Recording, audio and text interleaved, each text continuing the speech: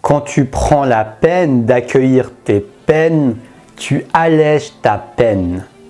Tu allèges la durée de ta peine. Alors nous ne sommes pas au tribunal, mais aujourd'hui j'aimerais te parler de ces peines qu'on ne prend pas toujours la peine de libérer.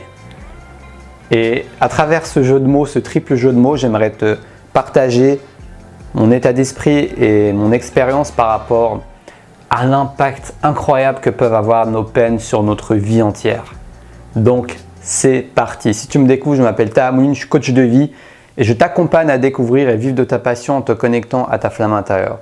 Si ça t'intéresse, abonne-toi, sonne la petite cloche et like cette vidéo pour recevoir des nouveaux contenus au quotidien. Qu'est-ce que je veux dire par là? Alléger ta peine. Prendre la peine d'alléger ta peine, c'est prendre des actions, des mesures, des habitudes, un travail conscient pour apprendre à te connaître, apprendre à connaître tout ce qui a pu influencer ton être d'aujourd'hui, dans le passé. Qu'est-ce qui a pu influencer dans le passé ce que tu es aujourd'hui? C'est ça, prendre la peine. Prendre la peine de se poser cette question. Prendre la peine de tester et découvrir des outils qui vont t'aider à explorer cela. Prendre la peine même de te faire aider dans ce chemin pour explorer tout ça. Parce que ce n'est pas un chemin facile d'aller explorer ses peines, d'aller dans son passé, d'aller revivre des émotions, mais plus que désagréables, des émotions qu'on a envie que d'éviter. Ce n'est pas du tout naturel. Mais pourtant, je commence à arpenter ce chemin et je commence à sentir les bénéfices que cela a. Je commence à sentir à quel point c'est libérateur, à quel point le paradoxe, c'est plus tu vas vers ce qui te fait de la peine et plus tu vas refaire sortir de la joie en toi.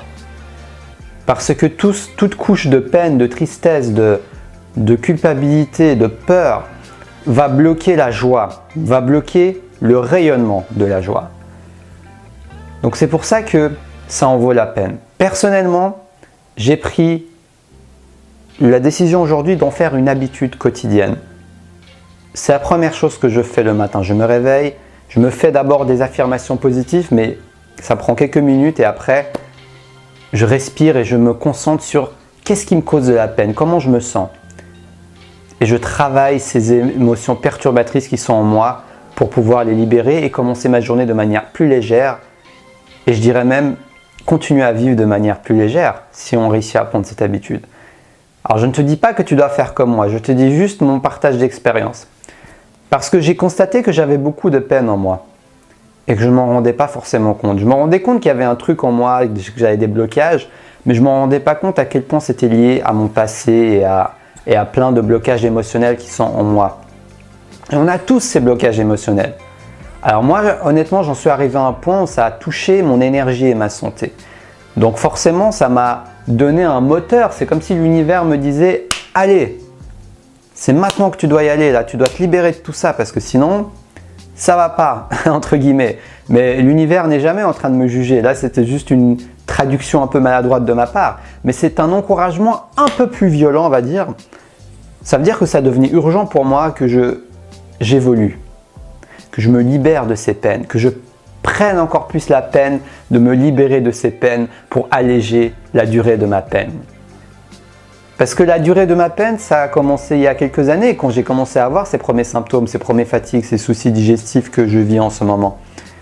Et que je suis en train de m'en libérer petit à petit. Mais ça a commencé, je commençais à souffrir physiquement. Mais ma souffrance physique n'était que le reflet d'une souffrance psychologique et intérieure, d'émotions refoulées en moi. Donc le message aujourd'hui, pourquoi je me livre et que je te partage tout ça? D'une part parce que je me sens bien aujourd'hui, là je me sens assez... Ce matin je suis vraiment allé vers des émotions qui me perturbaient et je me sens un peu plus libre. Chaque pas, chaque jour m'aide à me sentir un peu plus libre. C'est un processus, ça ne fera pas du jour au lendemain, c'est ça la mauvaise nouvelle de la vidéo. Ce n'est pas un truc qui va se faire en un déclic. Mais par contre, parfois, il suffit d'un déclic pour qu'un grand changement s'opère. Parce que tous les petits pas que tu as faits vont rayonner, vont se manifester parce que là, tu as enlevé la couche qui fait en sorte que, pouf, beaucoup de choses peuvent sortir. Donc, trouve des outils, de l'aide, de la littérature, des vidéos. connais une chaîne YouTube d'une femme qui m'inspire beaucoup et j'utilise d'ailleurs son outil qui s'appelle en anglais The Completion Process. Je ne sais pas si le livre existe en français, mais par hasard, si tu comprends l'anglais ou bien si le livre existe en français, n'hésite pas à marquer The Completion Process et le nom de Teal Swan, T-E-A-L-S-W-A-N. Cette femme a dédié sa mission de vie et toute sa vie, j'ai envie de dire, à aider les autres à intégrer les parties d'eux-mêmes qui sont séparées d'eux. C'est-à-dire toutes les parties de notre conscience qui sont coincées dans le passé dues aux différents traumas que nous vivons tous. Et donc, elle a créé une méthode et beaucoup de gens se consacrent à ça dans leur mission de vie parce qu'ils prennent conscience de la puissance de cela, de l'impact que ça a sur notre réussite. Parce que si on a des parties de nous-mêmes bloquées dans le passé, on ne sera pas pleinement présent, on aura beau méditer à fond, on ne pourra pas être pleinement présent parce qu'on a des parties de notre conscience qui sont encore dans le passé. Donc ramener ces parties de conscience dans le présent en nous libérant de la charge émotionnelle qui a fait en sorte qu'on a activé ce mécanisme de défense naturel de notre esprit, qui est la séparation, eh bien, ça va réunir ce qui t'appartient, tu vas récupérer une part de ta conscience. Et automatiquement, moi je me sens plus dans le moment présent, même sans méditer. Parce que j'ai récupéré une partie de ma conscience et être dans le moment présent, au final, c'est être conscient, j'ai l'impression. C'est être conscient de ce qui se passe à l'intérieur de soi et à l'extérieur. Donc, récupérons ces parties de nous-mêmes.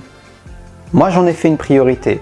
La vie m'a mis dans une situation, c'est devenu prioritaire pour moi d'un point de vue physique.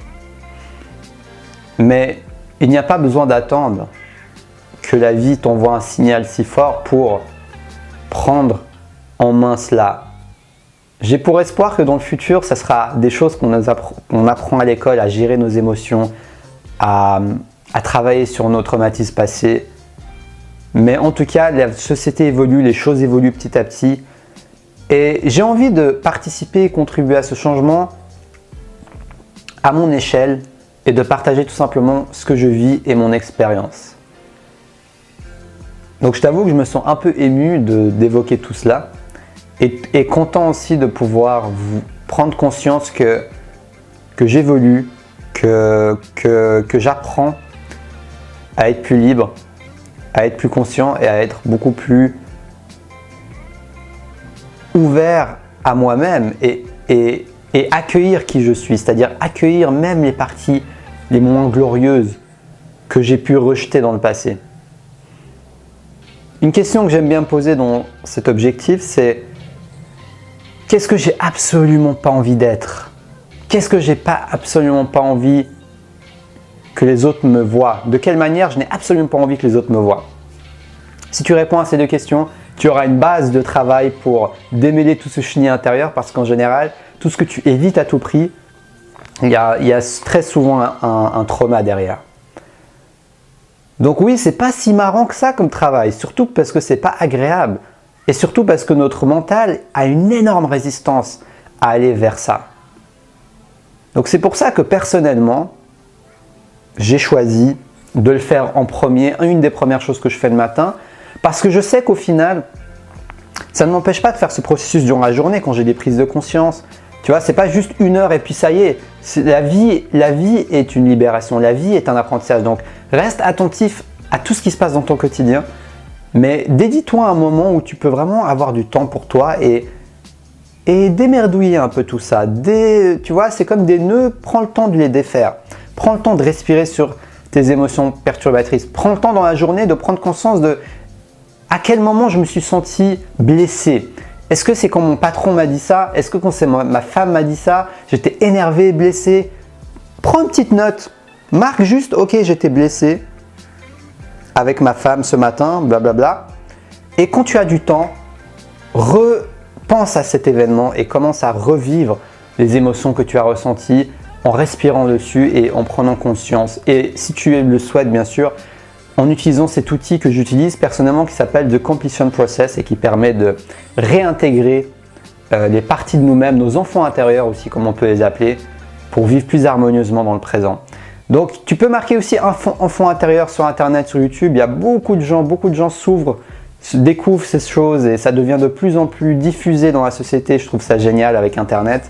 Donc n'hésite pas, il y a même des méditations guidées sur le sujet si ça peut t'accompagner au début. N'hésite pas à expérimenter, mais en tout cas, je t'invite à être proactif. Cette chaîne YouTube réunit les proactifs rêveurs. Je l'ai appelé les proactifs rêveurs parce que la proactivité, c'est quelque chose, une valeur importante pour moi. Donc, je t'encourage à être proactif. Je t'encourage à prendre en main ce travail et ne pas attendre que la vie te mette dans des situations encore plus difficiles pour que tu sois plus motivé et poussé à travailler sur toi-même. Prends les taureaux par les cornes et rends-toi ce service à toi et aux autres. J'espère que cette vidéo t'a inspiré. Je te l'ai partagée avec tout mon cœur. Si ça t'a plu, like, partage, abonne-toi sur Destination Soi-même, la chaîne qui t'aide à te connecter à ta flamme intérieure et à partager à travers les autres. Je suis ravi de continuer cette aventure avec toi. Et puis je te souhaite une très belle fin de journée et surtout, reste connecté à ta flamme intérieure.